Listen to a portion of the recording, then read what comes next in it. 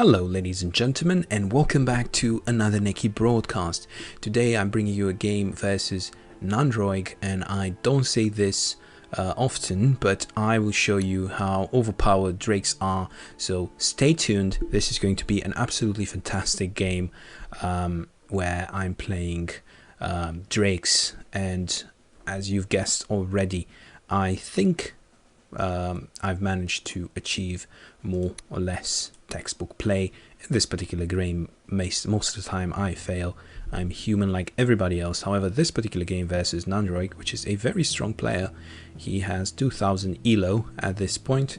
Yeah, it's just you'll see. Just stay tuned and see what happened here. So the map is Freelands, very aggressive map. I'm going to show you my recruits. So I had no idea what he was. You might say that my recruits are a bit leaning towards loyalist. You might be right. However, I see this way, right? There is one skirmisher, simply because it's the cheapest unit and it has 6 movement, therefore it can reach this village. Then there is one clasher which will reach this village. It's an absolute must versus rushes on this side. You need to have a clasher. Also good practice to have a clasher on the other side, right? Clashers are your tanks. So luckily for me, this clasher was quick, and then I said to myself, look, this one is quick, can go here. This one can go here, this one can go here, then these two can grab these villages.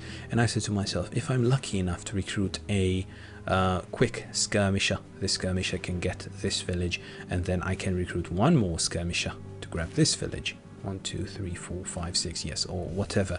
I'm not sure if I had enough gold for anything else except a skirmisher, perhaps an auger, not really sure. However, this one was not quick, therefore I stopped because I needed to see what my opponent was. If my opponent wasn't dead, yeah, 2 clashes, not the best. However, the skirmishers would have proven useful. Anyway, my opponent happened to be Orc, therefore these 2 skirmishers not really the best units, and he is recruiting 2 wolves, which is a bit unexpected, to be honest. I would have expected to another grunt here or an archer, because it makes the initial rush that much stronger, but this is just my opinion. The fact that he recruited 2 wolves basically gave me just a tad bit breathing space, and I believe contributed to me having a great game with drakes. Anyway, let's see here. Standard village grabbing, I guess. And on the other side we should see Orc. Yes, so he is going to send most of his units on the left hand side. However, as you can see, he is already light on grunts, so only 2 grunts potentially going towards the left hand side. 2 wolves, really not that scary. So yeah, something to keep in mind if you do want to make an absolutely unstoppable rush on Freelands. Yeah, 2 grunts on this side, they are fine, simply because they can threaten these 2 villages. They can do a run by, threaten this village. They are a nuisance. 1 grunt through the middle can come from this side, put a lot of pressure, and then most of the army hitting this village. So yeah, but you do need a lot of grunts. Wolves are quite expensive anyway, at least compared to grunts. There, I see he is Orc, and I have a reaction like, oh man, I really don't like the fact that I have skirmishes and they die pretty quickly. They die, I believe, in 2 successful hits from a strong grunt. But of course it depends on the traits. For example, the strong resilient one will not die that easily, and luckily for me I do have resilient skirmishers. This one I can't really see his traits right now, simply because green does not have vision of it. And as I see this, I recruit more clashes. Why? Because I expect grunts to be pouring in from all directions, and here especially it's a wide area. I really don't have any chance to defend. I want one clasher on a village, the other clasher on the other village, and I want to simply forget. There will not be lots of troops coming this way, so clashes parking themselves in the villages should be good enough. On the left hand side, I would have to be creative because most of the units, traditionally on this map, most of the units come here simply because of the village density. So moving forward here,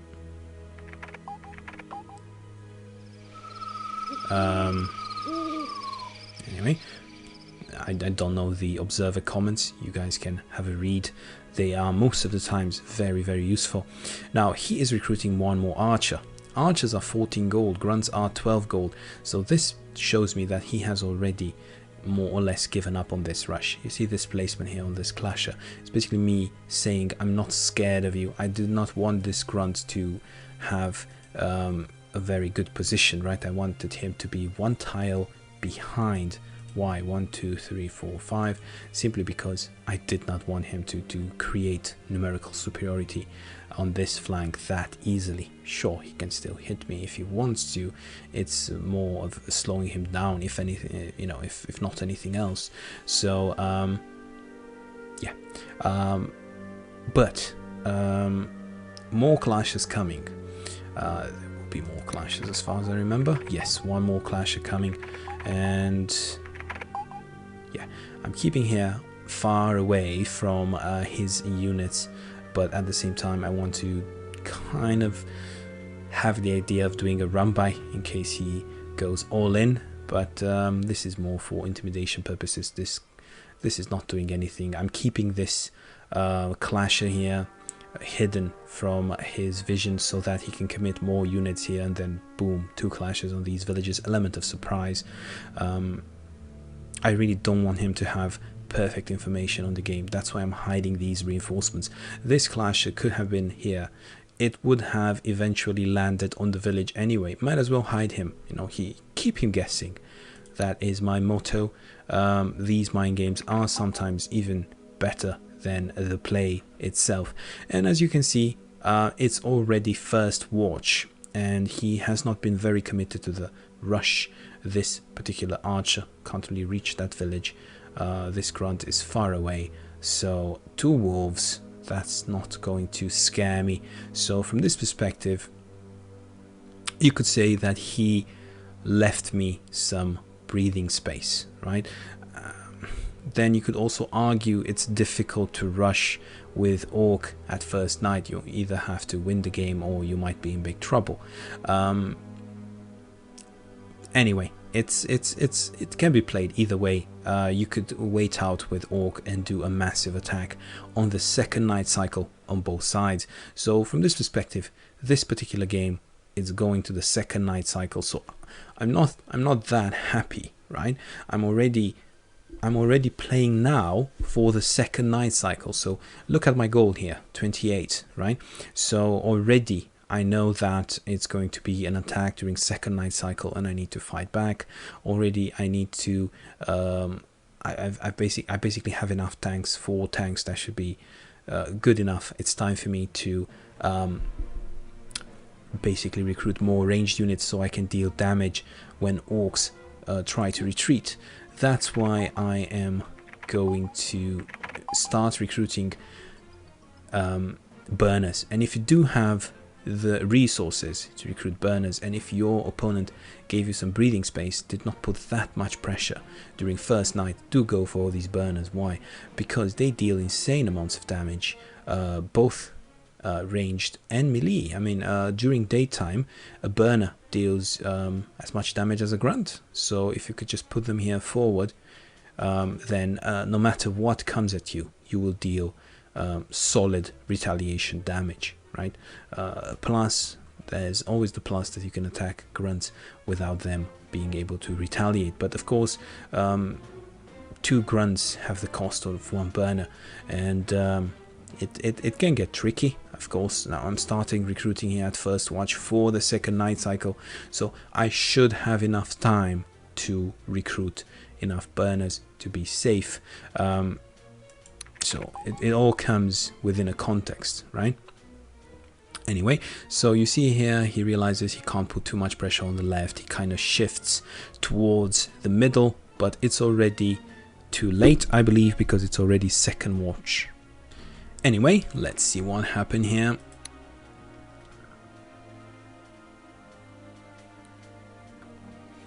Okay, So whatever is happening here, don't give it too much thought, right? I am just barely mimicking a defense, really mimicking. First of all, this archer can't really reach anything. This grunt can reach a clasher, but he's not going to go all in on a clasher on second watch. That would be suicidal. So not much happening here. On a glider, he only has one grunt and one wolf. I'm not that scared. He would need to be incredibly lucky to kill the glider, and even if he killed the glider, he would probably have some retaliation damage, and his positioning would be quite poor. I would be able to clean up house, and I wouldn't be that sad for losing a glider. This skirmisher on 60%, they will never attack it. Why? Because it brings no bounty, right? It's just a skirmisher on 60%, dealing a ton of retaliation damage. So if it was on a village, yeah, I could perhaps say attack the skirmisher, kill the skirmisher, get the village. However, with only 2 units here, there's no way anything is going to happen. So he's mimicking an attack, I'm mimicking a defense. What you should be looking at is the positioning of these units, right? I pushed my fire drake 1, 2, 3, 4. Well, I pushed him right on the edge of these mushrooms, so if needed he could come middle if he goes for an all-in strategy. But at the same time, really, I pushed him forward so he can attack this village at the right time of day. Plus there's another burner coming, so I would want these burners to mount an attack here on the left hand side. So I already have 1, 2, 3, 4, 5 units. 6, this one will definitely be able to join. Glider can always join due to its mobility. So I'm already mounting an attack on the left hand side. Now I myself know that with these few units, there's no way I can deal any pressure. However, what I want to avoid, which I was able to see here with my glider, I want to avoid him banking. I don't want to let him bank. Look, he's banking 45 gold, which is incredibly smart, right? So he is going for that massive second night cycle attack, and he is really saving a lot. What I want to do with this mimicked attack, I want to make sure he spends that gold and he generates those units so that those units can start paying upkeep.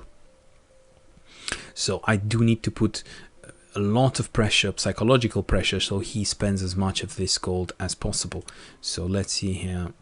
He's rearranging his units again. He's not going to do much. And finally it's dawn, and you will see here pushing units forward. I'm really not worried about this clasher being zone of control. And you see burner pushed to the limit. 1, 2, 3, 4, 5, 6. There's another one coming. I was lucky enough for this one to be quick, so I believe I have 3 quick burners. Not sure. We will double check in a second. So yeah, these burners, really a blessing that they were quick. Anyway, there's no way he's going to attack into this. I mean, he only has an archer for the clasher, and with the rest he's going to get retaliation damage. So now he should feel some sort of pressure, and you should see some, I believe, 2 or 3 units coming out of him. So how many is he recruiting? Yes, 2 units. Already a small victory for me, right? But he didn't go for 3 units, right? He wants to see what am I doing? Am I going for it? Am I not? Also notice the insane amounts of archers. Archers are more expensive than grunts, so you do want to recruit them first, right? Because you know the more time passes, the more difficult it is to recruit expensive units. Again, we are talking 12 gold versus 14 gold, whereas 21 gold for a burner, that is an expensive unit. Anyway, everything is relative, similar to what Einstein said. So let us proceed here with an attack, which is, again, it's psychological warfare, right? So I'm not really serious about this attack, so I put some damage into this wolf. I'm showing that I'm really serious. For example, damage into this grunt. I know, seeing these units here, I know nothing is coming here. Mostly nothing, right? I definitely know that. So put some damage into the grunt, see what he does. He would have to go back, heal it. He will lose a lot of time. He will not be able to put pressure here, real pressure, unless he commits more units, and then his main attack will be weak, right? So this is just standard mind games, I would say. Here I'm basically showing I'm willing to zone of control your grunt. I'm willing to come with the second burner. If you do, you know, come out in the open, I will absolutely clear all these units. Plus you should be mindful about this village, because I will have 2 burners being able to hit it. You won't have anybody from this group of units being able to help this village. So I'll have 1 2 3 4 5 6 7 units for this village here. So it's quite scary if you think about it. 7 units in this area with only 1 grunt on a village. So I mean, theoretically speaking, that's a scary army. If he does want to help, he will get out in the open and I will obliterate his army, right? So I don't really care that I'm 30%, and that's the beauty about Drake, right? You have mobility, you have a lot of hit points, you don't have defense, but you have the hit points to kind of balance that out, right? So you should abuse it. Yeah, he can't really do much to me right now. If he does want to do some damage, he would have to expose himself, and he knows I'm serious, right? So at this point I am hoping to trigger a panic recruit, or not necessarily a panic, it's all according to plan, right? So Nanroig knew this was coming, right? So he actually computed his funds so that he has enough units for the second cycle attack. So he just wanted to make sure that you know, those units will be needed, and that I'm also recruiting units, and that we are all serious people in this game. Nobody is just trying to trick in terms of banking.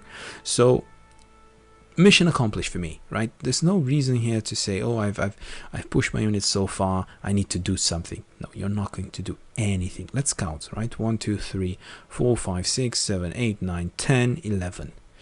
1 2 3 4 5 6 7, and these 2 units are basically 3 units are, yeah, they are nothing. They don't deal any damage. They are support units at best.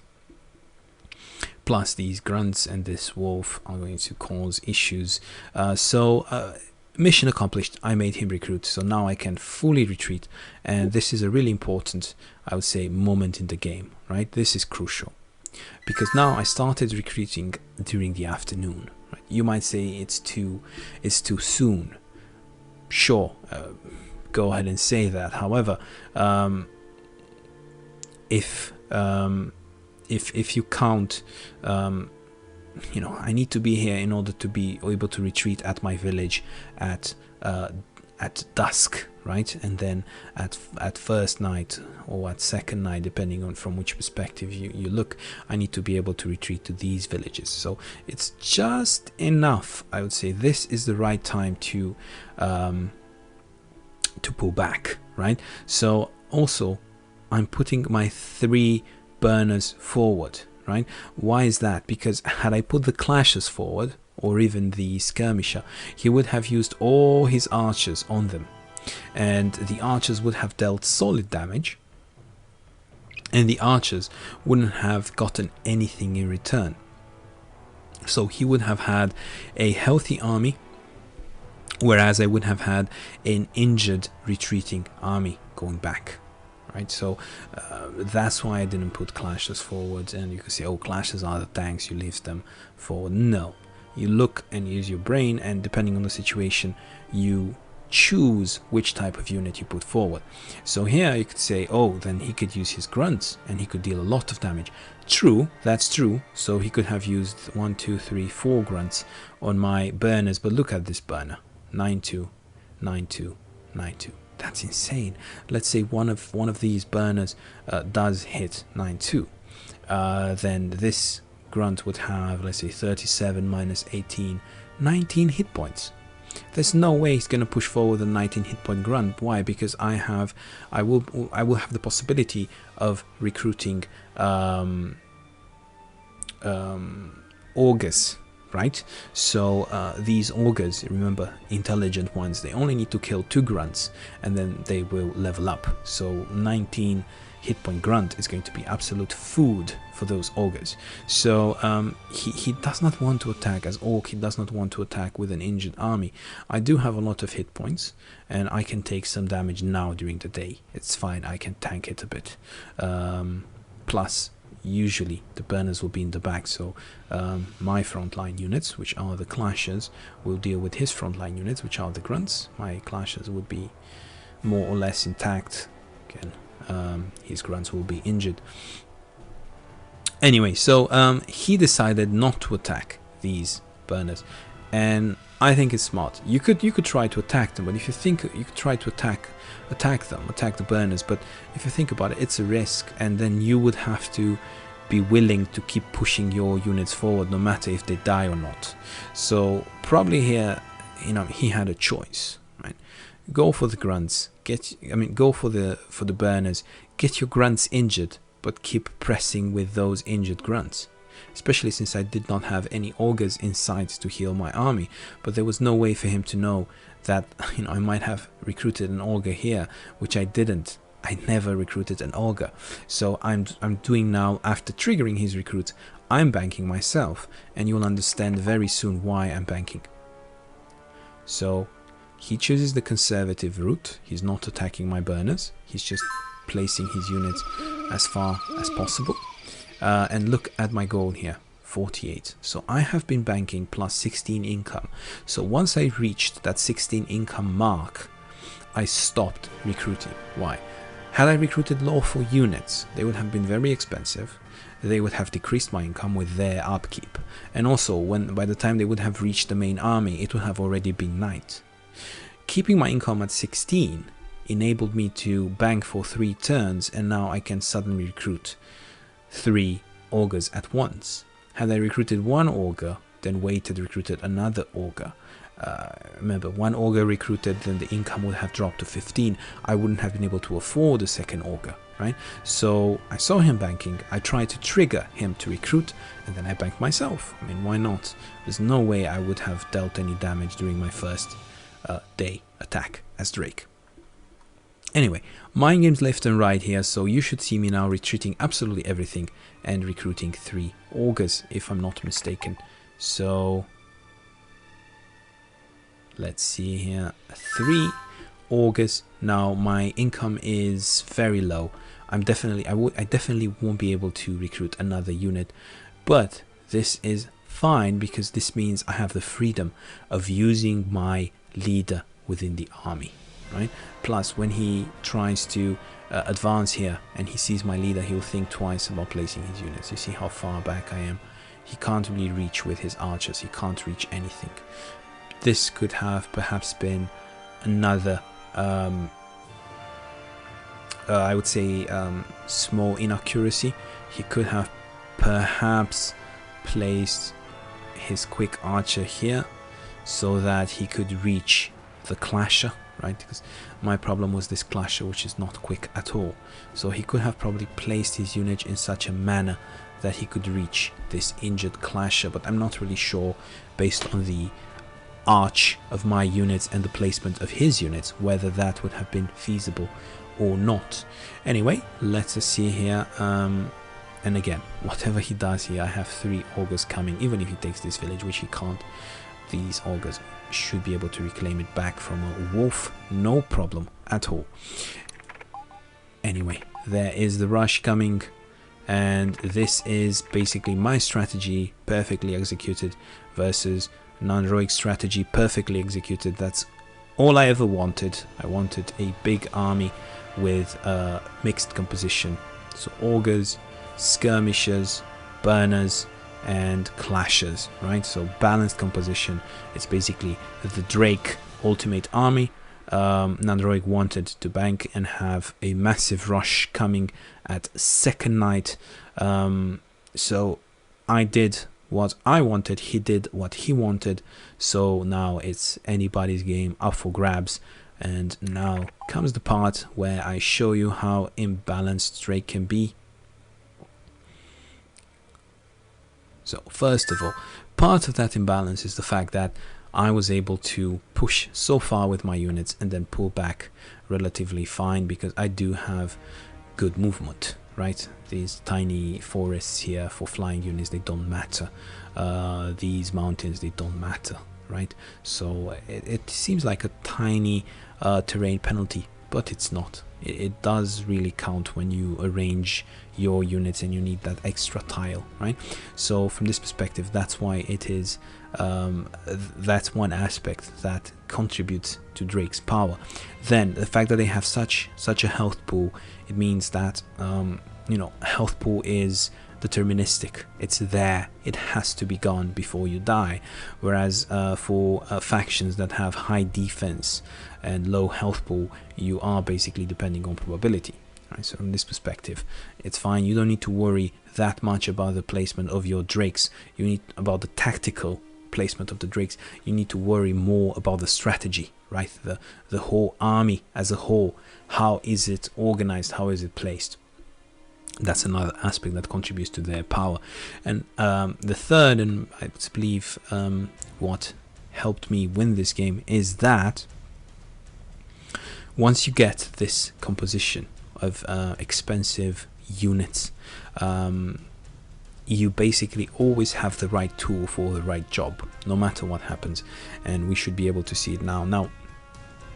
Look at this defense, because it's really important. So the fact that I banked and I recruited these 3 augurs enabled me to have free placement of my thrasher, right? Because I didn't waste time being on the keep, and now my thrasher is basically at the forefront of my defense.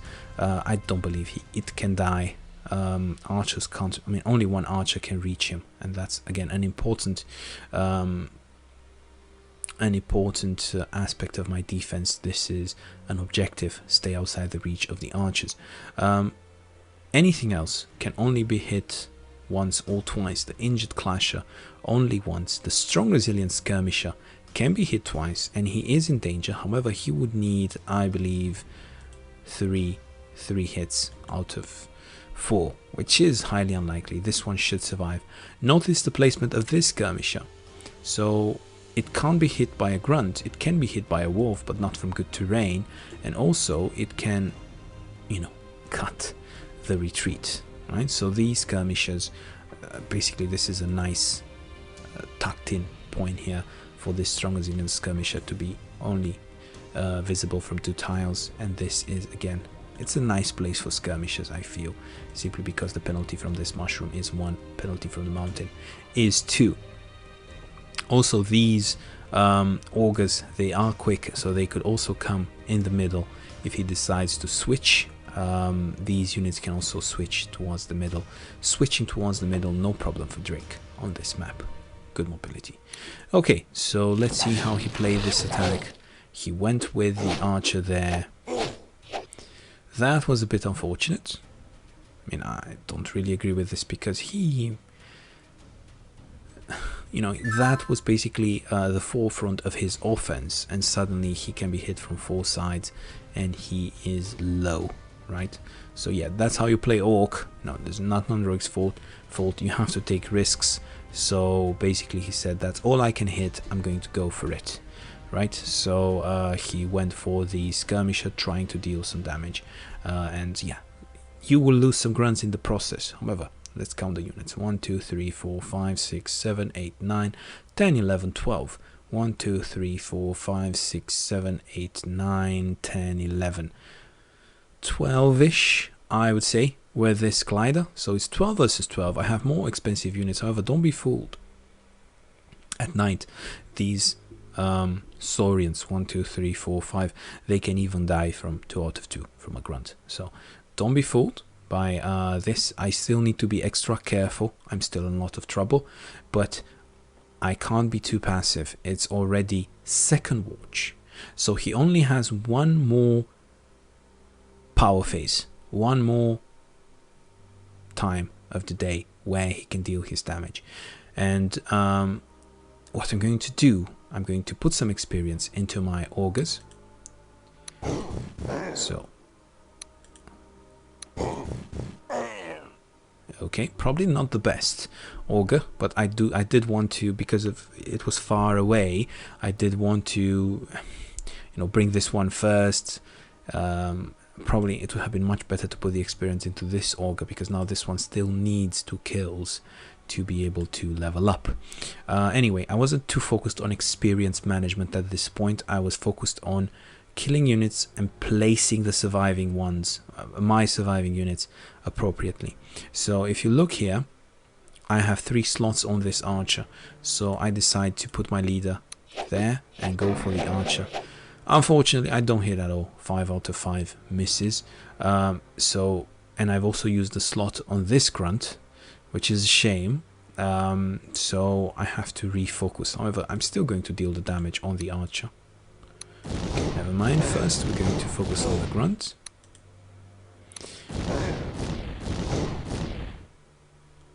So you see these burners, they are quite good at night as well. 5-4.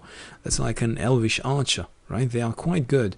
And if I manage to create a line, if I manage to form a line, I should be fine. I mean, I will sustain a lot of damage, but remember, a burner does not need to be full HP to be very effective versus a grunt. It does not.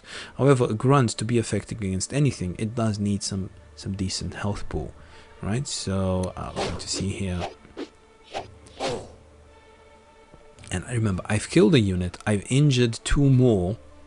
He only has 1 more phase. Of course, he can just plow through me, right? But I'm not going to let him, I'm not going to make it easy for him, right? Even if it's important, even if he kills a unit, he has other units to, there are other units to hold the line, right? This is really important versus Orc. And luckily for me, I have enough units to envelop him in a line. So, okay, this is basically my bait, my risk. I'm basically saying, I'm going to zock this unit, I'm going to zock this unit, I'm going to make it really difficult for your units to organize themselves. I'm going to give you a big hug at night without getting any of the damage. So you see, I'm using ranged on melee. Already his units are quite low. 40% here, really important. You know, too many 30%, then you get in trouble. It's good to throw in a 40% in the mix, and it's really not that, it's not an important unit. And here, 30% here, there's nothing I can do here, so clashes. 40, 30, 40, 30, 30, 30. This one doesn't matter, doesn't count because it can only be attacked from 1 slot. Leader, Thrasher here is, again, he can't really go all in for the Thrasher. It would be really difficult for him. It's just, the Thrasher is relatively well protected, and yeah, it's looking scary. He can't really, it's difficult for him to manage his units. I mean, he's Nanroig, he can definitely do it, right? He can, you know, move his unit back. He can definitely find the way to micromanage his units the way he wants to. However, this remains a problem unless he kills the Skirmisher. The Skirmisher is the only element of my defense on 60%, so he has to go for it, right? So, okay, don't care that much about this village. Already I'm down 1 village. I already have my army composition. My leader is far away from recruiting, so I don't really care. I want to kill as many units as possible. That would be my source of income in terms of negative income for my opponent, right? So he grabs the village. That's what he should do as Orc. And now, this is a really important part of the fight. So far, I mean, he has inflicted less than he should have, but he has not attacked much. In terms of damage taken, it's what you would expect. But now this is really important here, so... Okay, that was really important. Not getting hit here, really, really critical. Now, the chances of the Skirmisher surviving are quite high now. He suicides there on the grunt. He does not want to give out the experience to the Augurs. However, this means he's running out of units, right? So, okay, that was basically minus 100%, 23 damage. That was really lucky for me, and that was basically the lucky break that I needed there. Okay, he's hitting now, but again, still not enough to clear this Skirmisher. The way I deal damage to him, he's dealing damage to my burners. He's dealing damage at night, right? So he's quite efficient. Okay, so let's see here the damage charts. So he has inflicted less. So yeah, lucky turn for me. So that's what I needed during second watch. There was an element of luck. You know, it's a luck-based game in the end. Probability-based game. So yeah, he didn't do much. Actually, he didn't manage to kill anything. He softened up some of my units, but the fact that he attacked this clasher was really, I mean, took his units in the orange. It's frustrating, right? You can't do anything versus as Orc versus Drake. Once they have this line, it's really difficult, right? It's not Nanroig's fault. It's, again, you have a line of very expensive units. You're fighting into this, well, I would say choke point, because I have enough units to cover it. If I have enough units to cover it, it becomes choke point, right? So I have enough units to cover it here. So it's basically strong unit versus you know, decent unit. Strong unit will win most of the time, right? It will be more efficient in exchanging blows. So it's really not much you can do, and it's frustrating. There's a line of units here, you can't kill any of them because they have so much HP, right? So you have to get, for example, 4 out of 4. That's the only way you could kill this burner, right? So yeah, if you miss once, then, and even if you kill the burner, then you can't really move forward because there's another unit right next to it, and suddenly you don't have enough slots to hit it. Plus, this burner doesn't really care, so this is what I'm doing here. I'm fully utilizing all my units, right? So that was there, the Augur hitting the 60%, then the leader hitting a very healthy unit, right? Fully utilizing the damage potential of my leader. Then using this injured Drake burner far back, trying to finish off this grunt with 3 burners. Okay, 3 burners gone, but again, the number of units killed keeps going up, and the more units I kill, the more unstable this attack becomes.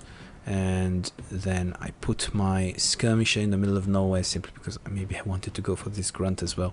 That was a mistake. I should have probably put my skirmisher here trying to protect this burner, because I don't have that many units left. I've used quite a lot of them, right? So anyway, I'm putting the skirmisher here in the middle of nowhere to get another unit. So I guess I was thinking it's worth it no matter what.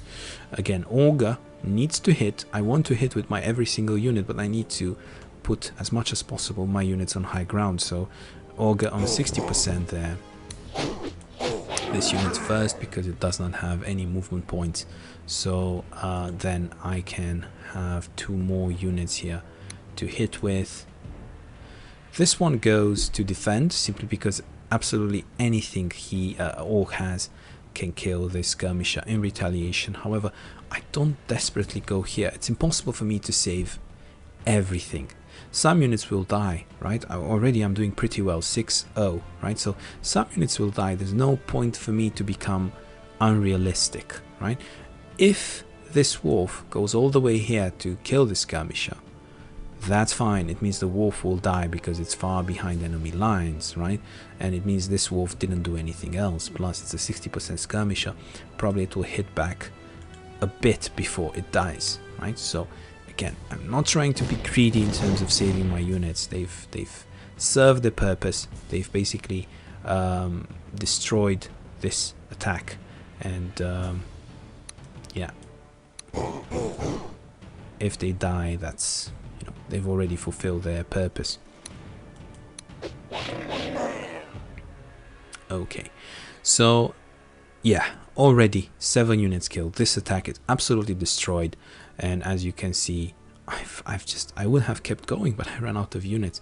How efficient Drakes are, how much damage they dish out, even at dawn, right? It's not their power phase yet, and it's interesting because it's Augurs still deal some of their damage, and then Drakes are about to take over. So you can really use that chaotic, lawful faction combination. Anyway, pretty much at this point, I believe the game was... I mean, I was in a strong position. Now, all Nanroig could do, and again, really, it's not his fault. It's just how Drakes are and how this matchup works. All the Grunt could do is basically go for this burner, hope for 2 out of 2. That's how Orc plays, right? So, I believe this is what he did. Well, he didn't get it. He was unlucky. And yet another unit down the drain. And yeah, you see Drakes on 30%. They die relatively easily. However, because I was able to kill 7 units, it doesn't really matter anymore. Again, here he needed 2 out of 2 as well. Imagine he got 2 out of 2 here, 2 out of 2 here, and that would have been 3 units. It would have been 7-3. That would have been much better, right? And then I would have had more units here to attack. But he can't really with Orc. He can't really do this kind of coordinated attack versus me. Not when there are a lot of units on the battlefield, simply because Drake units are stronger. So he does have to go for these, you know, Hail Marys, or however you want to call them. So yeah, imagine 1, 2, 7, 4 would have looked much better. Plus he has a village, right? Anyway, 7-4, but I would still have been able to kill a lot of units in retaliation. Again, as you can see, these clashes are not moving simply because if I get in a muddy fight, he might be able to take a village. I'll get my clashes injured, and I'm fighting for nothing. I need the whole army as Drake to be able to achieve unimaginable things. So with 2 clashes, better to just simply stay on the village. I mean, look here, it's a large area and there are only 2 villages up for grabs, whereas here, small area, 4 villages. This is far away from home, far away from the main army. Keep the clashes on the village. Don't worry about anything else. Just focus on the main army. Again, here, using my leader on the unit with most defense this time, right? Probably most HP as well. Again, experience management is very important here. Now, I killed a lot of units, but I could have lost some units if Nanroig was a bit luckier this turn. So even if I lost those units, through experience management I can get some level 2s, which can really help me. For example, a Drake Burner leveling up into a leadership unit, right? Then that would be absolutely fantastic, because this means that augurs during night time will become, with leadership, will become really scary weapons, right? So going here for, again, I'm using even this unit, right? It's about to die. He needed, I believe, 3 out of 3 here, the Orcish. I mean, not even with full hits he would have killed my skirmisher, but again, I'm dealing the damage. I'm not scared. Oops. And you know, I ran out of melee units. I have to use my burners, but it's no problem during the day. I can use burners versus archers. They will die just like any other unit. And again, wounded burner, you might say, oh, neki, that was really risky. It's an unnecessary risk. No, it is necessary. He needed, I believe he was dealing 3 damage to me, so it's 4, but actually it's 3 after applying the Drake resistance to blade. So he needed 3 out of 3 versus me. So with the burner, I could have, I mean, it would have been very difficult for me to die. Plus, the best defense is offense. Kill the Wolf Rider, then there is no risk to manage. So already pretty low. And this one, sure, this one has a chance to kill on the skirmisher, but he needs, I believe, 2 out of 3 versus 60%, or 2 out of 2. Probably 2 out of 3 more realistic, but even if this skirmisher dies, it's fine, because I can use this Orcish archer to level up my augur. So There you go, 11-2, and the first level 2, the Soothsayer, and it's a resilient, quick Soothsayer, nothing intelligent, so it'll be very difficult for him to die, really. And here I have to be very careful how I manage the experience. There was no way I could have placed this glider to protect the skirmisher. So had I placed this glider here, the archer would have come around and hit from this side. Had I placed the glider here, the archer would have still been able to go in. So might as well just zone of control the glider. If he gets the kill, fine, but then he will die. He will pay with his life. I'm very careful here not to kill this archer. The experience needs to go in this burner, so I get a leadership unit. Again, 2 villages lost in this affair, but you know, 100 gold should be more than enough for me to recuperate the cost. Okay, here again, he has to make these scrappy plays. That's just how Orc is. He is just not getting any of these scrappy plays in. And whenever you are doing these and you have to take these chances and you just don't get them, it just feels... I've been there. I've played Orc versus Drake, and I do need to get these 2 out of 2s with 1 unit, 1 lone unit, absolutely no friends to follow up. It kind of feels lonely because it's just Drakes, at least in this matchup, Drake versus Orc. Once a certain time passes and once Drake gets his army mix, it feels that it's overpowered. It feels that Drake is overpowered. Past a certain breaking point, Drake will run away with the game.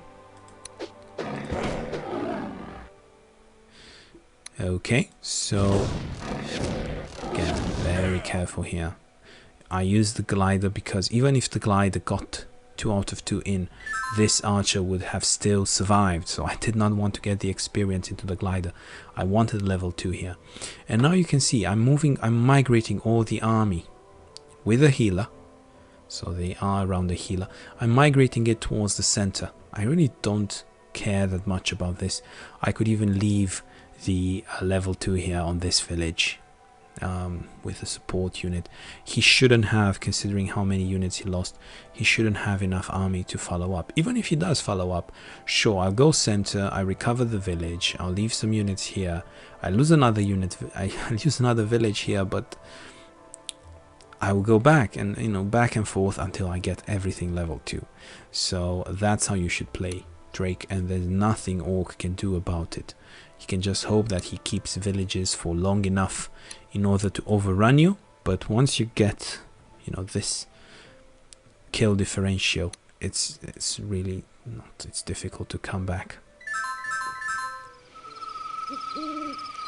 Plus it needs time. I mean, these need time to get all the way to attack, right? So now we are going to recruit these 2 on 60, this one on 40. These are basically night fighters with leadership. They can be pretty painful for Orc. And I'm just going to play here. So basically, this clasher, this clump of terrain, this unit is not going back.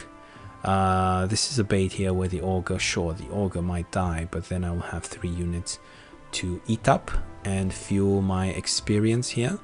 I don't really care about it. It's just 1 village. I mean, as long as I have 7 villages out of 16, I'm really fine with Drake.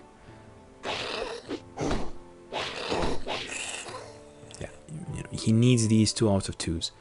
Otherwise, he can't, you know, he can't make ends meet as Orc, and it's really a bad place to be in when you need those 2 out of 2s. Now, I see that nothing is coming here, and I'm really happy, so I can even park my glider, because every single unit is coming towards center. I believe this is miscalculation from Nanroig. He should have sent units down this side, right? I come towards the center, I kill these units, this unit, and then suddenly I lost 2 villages on this side, right? He should have kept me stretched thin. funneling all these units here towards this big ball of death, chances are very slim that he will achieve anything. Plus, as you can see, this army is basically cutting his army into two. So, but you know, at this point, I believe the game was already won. There's nothing anybody could have done to come back. You see, with leadership 7-3, that's like almost enough damage like a Dark Adept 12-2, right? So that's really insane. And now all I need is 2 out of 2 with magic, which I don't get. Well, this happens, right? So I might lose my augur, but that's fine. I should just continue to dish out damage, right? 1, 2, 3, 4 units here. So you see how much damage they deal. If I had another, that's why it's good to have a glider lying around, because he could fly and finish off these units.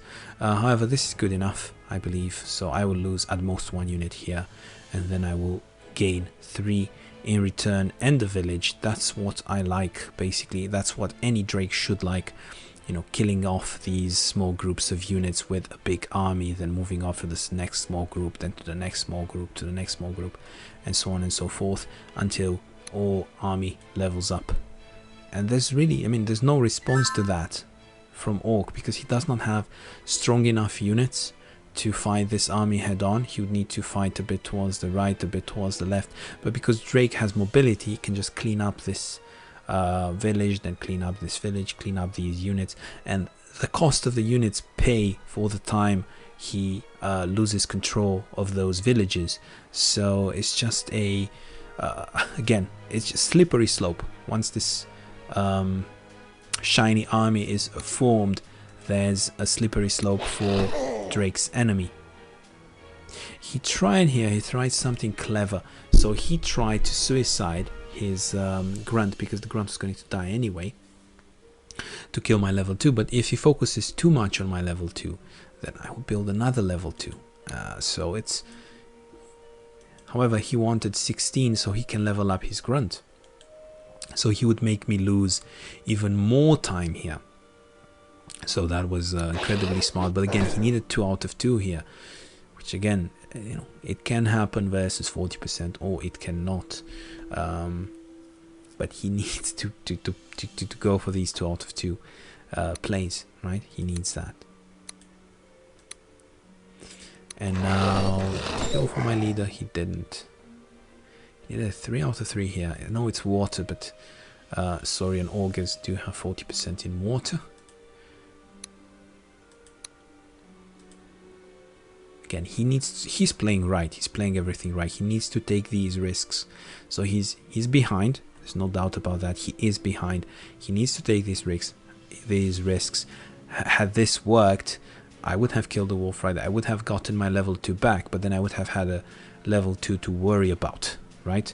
And all these units coming. I still think I would have been fine.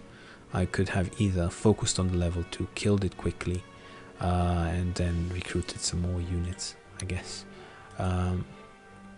because day is relatively near. Again, here I know I'm under pressure, but I have a very strong army, so I just moved this clasher here, and then I just tested the water, right? Can this clasher get this village here or not? So no reason to be to panic for nothing. Just play your game with a lot of audacity, right? Especially when you know you are ahead. Again, he's attacking my leader. Again, he's taking risks, but again, look how low his grunts are becoming. However, this means that I have to be careful. I can't be keeping my leader here in front. I need to hide him, but that's not a problem, because again, level 2 here, and I'm getting a damage dealer, not a healer.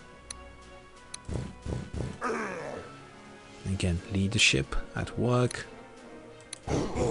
More leadership.